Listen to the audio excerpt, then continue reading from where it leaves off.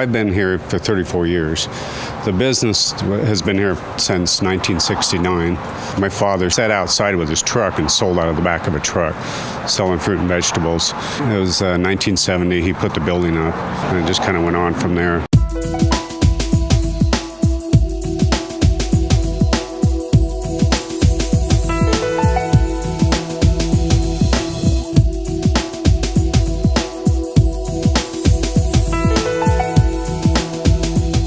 We're here at SACCOS Produce in Roy, Utah. We've heard that these guys have things that you can only buy here. Everything from sorghum to beans that are only grown in the Four Corners area of Utah. There's a lot of great things to see. Let's go in and find out a little bit about this unique business on your long way home.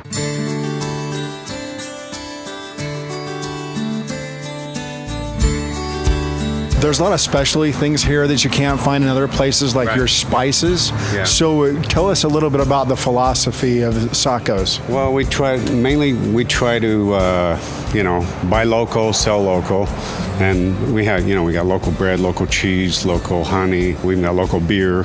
we have a lot of local products that are made, some salsas and some dressings and things like that. We buy a lot of it in bulk and package it up ourselves. I'll pick the corn up first thing in the morning, and you can come pick it up that day, and it was picked, a few hours ago. Talk to us about your dad. You said he sold fruits and vegetables out of the back of a truck. Tell us the whole story. I could go all the way back to my grandfather. He'd come over from Sicily. His brother was in, I think it was Ohio. He was working on the railroad, so he moved up there with him.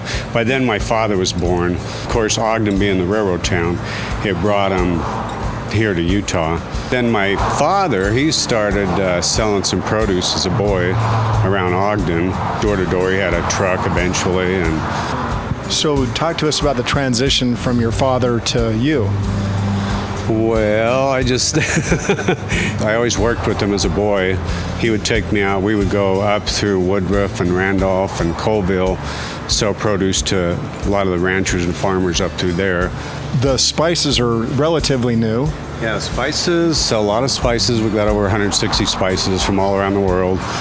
We got like vanilla beans from Madagascar and saffron from Spain. And the thing that I'm really impressed with is they're really inexpensive relative to what you find in a mainstream grocery store.